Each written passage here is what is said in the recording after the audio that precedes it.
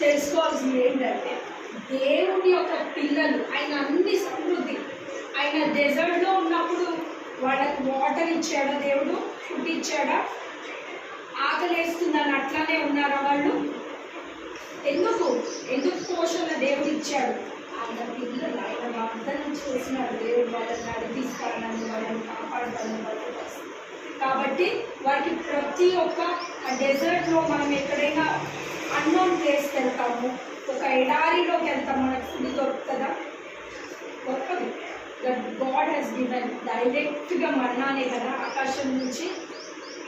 That is the reason Israel ప్రజలు ఇప్పటికి కూడా వెరీ నాలెడ్జ్ అన్నిట్లో కదా, వరల్డ్లో they are the toppest technology కానీ ఇన్వెన్షన్ కానీ అన్నీ. ఎందుకు తెలుసా?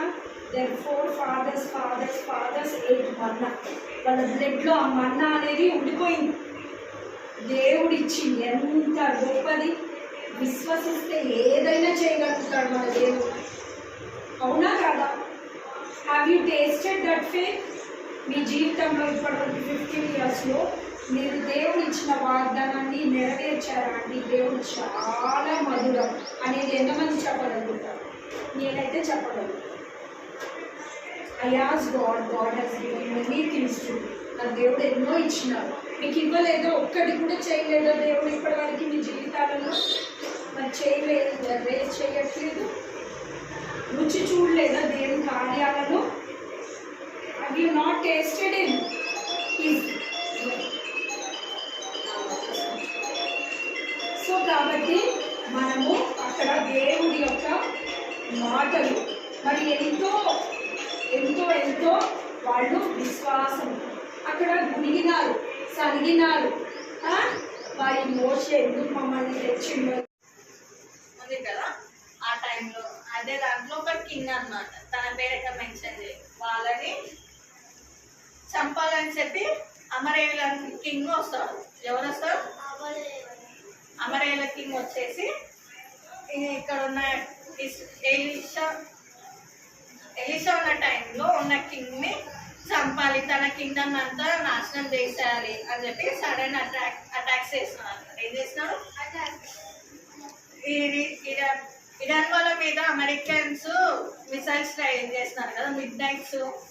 ఆ టైంలో ఎలా రిలీజ్ చేస్తున్నారో అలానే సడన్ అటాక్స్ చేసేవాడు అన్నమాట. అమరేయులు ఏం చేసేవాళ్ళు? సడన్ అటాక్స్ చేస్తూ ఇక్కడ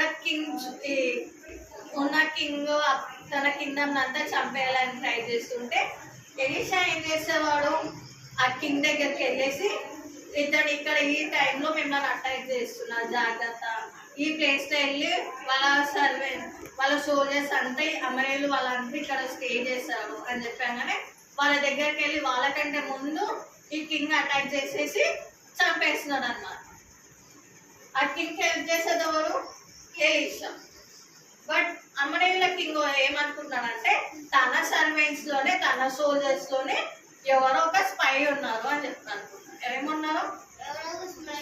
స్పై ఉన్నాడు అనుకుంటుంటే తను వచ్చేసి అప్పుడు సర్వెంట్స్ అందరూ మేము ఎవరం కాదు, ఆ కింగ్లో ఆ రాజ్యంలో ఎలీషా అనే ప్రాఫిట్ ఉన్నాడు, తను అందరికి కింగ్కి హెల్ప్ చేస్తున్నాడు, గాడ్ ఏదైతే చెప్తున్నాడో అదంతా ఆ కింగ్కి చెప్తున్నాడు అని చెప్పి చెప్తున్నాడు సర్వెంట్స్ అమరేయుల కింగ్.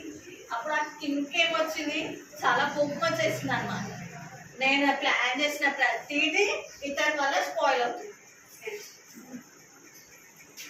ఎలీషా అక్కడ తీసుకొని వెళ్ళాక మనల్ని చంపేస్తాడని అడుగుతాడు అన్నమాట. అప్పుడు దానియేలు ఏం చెప్తాడు?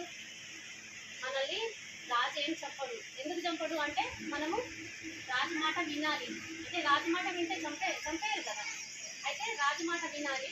కానీ అంటే ఇర్మియా ప్రవక్త ద్వారా దేవుడు మనకు చెప్పాడు. అయితే మనం రాజు మాట వినాలి. కానీ వాళ్ళు చేసే ఆ యొక్క విగ్రహారాధన, ఇంకా ఇంకేంటి వాళ్ళు చేసే దుష్ట పనులు మనము చేయకూడదు. ఎవరు దుష్ట పనులు చేస్తారు? బబులోను దేశంలో నెబుకద్నెజర్ రాజు ఉంటాడు కదా, వాళ్ళ దాంట్లో మొత్తం విగ్రహారాధనే చేస్తారు. అంటే విగ్రహాలనే పూజిస్తూ వస్తారనమాట. వాళ్ళందరూ దుష్ట కార్యాలు చేస్తారనమాట. ఆ దేశం అంతా అంతే. అయితే మనము అక్కడికి వెళ్ళినప్పటికి కూడా మనము అలాంటి దుష్ట కార్యాలు చేయొద్దని చెప్పేసి ఫ్రెండ్స్కి చెప్తాడు అనమాట. ఎవరు చెప్తారు? దానియేలు ఫ్రెండ్స్కి చెప్తారు అనమాట. అయితే వీళ్ళు భయపడుతూ ఉంటారనమాట. ఇంకొక ఫ్రెండ్ ఏమడుగుతాడు, మనం అక్కడికి వెళ్ళాక తిరిగి మనం మన ఎక్సలెంట్కి వస్తామా మనము అని అడుగుతారు. వాళ్ళకి డౌట్స్ ఉంటాయి కదా, ఎన్ని సంవత్సరాలు వీళ్ళని దాసులుగా తీసుకోకపోతారని చెప్తారు? 70 సంవత్సరాలు. 70 సంవత్సరాలు అంటే ఏంటి? మనం బ్రతుకుతామా 70 సంవత్సరాలు? అలా దేవుడు ఇర్మియా ద్వారా హెచ్చరిస్తాడు అనమాట. ఏమని? 70 సంవత్సరాలు సేవ అంటే మీరు దాసులుగా తీసుకోబడతారు అని చెప్పినా కూడా వాళ్ళ ప్రజలు ఏం చేస్తారు? మారరు, ఆ విగ్రహారాధనే చేస్తారు. కాబట్టి ఆ బబులోన్ రాజు అంటే బబులోను దేశంలోని నెబుకద్నెజర్ రాజు వీళ్ళని తీసుకుపోవడానికి వస్తారు అనమాట. తీసుకొని వెళ్తుంటే ఈ ఫ్రెండ్స్ ఈయనకు డౌట్స్ అడుగుతారు అనమాట. మళ్ళీ మనం మన దేశానికి ఎక్సలెంట్ దేశానికి వస్తామా మనము అని అడుగుతారు అనమాట. అప్పుడు ఏం చెప్తాడు? దానియేలు ఏం చెప్తాడంటే, మన దేవుడు గొప్పవాడు, మనల్ని ఎప్పుడు విడిచిపెట్టాడు, కాబట్టి మనకు వాగ్దానం చేసిన దేశానికి మళ్ళీ మనల్ని తీసుకొని వస్తాడని చెప్పేసి దానియేలు వాళ్ళ ఫ్రెండ్స్కి చెప్తారు అనమాట. ధైర్యం చెప్తారు. వాళ్ళు బాధపడుతూ ఉంటారు అనమాట. మనం 70 సంవత్సరాలు మన ఫ్యామిలీని వదిలేసి మనం అక్కడే ఉండాలా అని చెప్పేసి బాధపడతారు అనమాట. బాధపడినప్పుడు వింటున్నారా? నిద్ర వస్తుందా? అయితే ఈ దానియేలు చెప్తారనమాట. ఏమని? మనల్ని దేవుడు ఎప్పుడు విడిచిపెట్టేవాడు కాదు, మన మన మన దేశానికి మళ్ళీ మనల్ని తీసుకొని వస్తాడని చెప్తాడనమాట. అయితే తీసుకొని రావడమే కాకుండా మన కోసం మరణించడానికి యేసుక్రీస్తు ప్రభువు మన దేశానికి పంపిస్తాడని చెప్తున్నాడు. దేవుడు వాగ్దానం చేస్తే ఖచ్చితంగా నెరవేరుస్తాడు కదా. అయితే దానియేలు నమ్ముతాడన్నమాట. దేవుడు వాగ్దానం చేశాడు, మనల్ని ఎప్పుడు విడిచిపెట్టేవాడని కాడు అని చెప్తాడన్నమాట.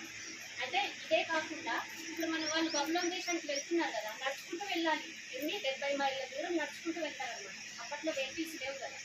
అయితే 70 మైళ్ళ దూరం నడుచుకుంటూ వెళ్ళేటప్పుడు మనల్ని విడిచిపెట్టేవాడు కాదు అనుకుంటు కాకుండానే ఏం చెప్తాడంటే, మన ప్రయాణం అంతట్లో కూడా మనకు తోడుగా ఉంటాడు. అక్కడ బబులోన్ దేశానికి వెళ్ళాక కూడా మన దేవుడు మనల్ని విడిచిపెట్టాడు కాబట్టి మనకి తోడుగానే ఉంటాడని చెప్తాడు.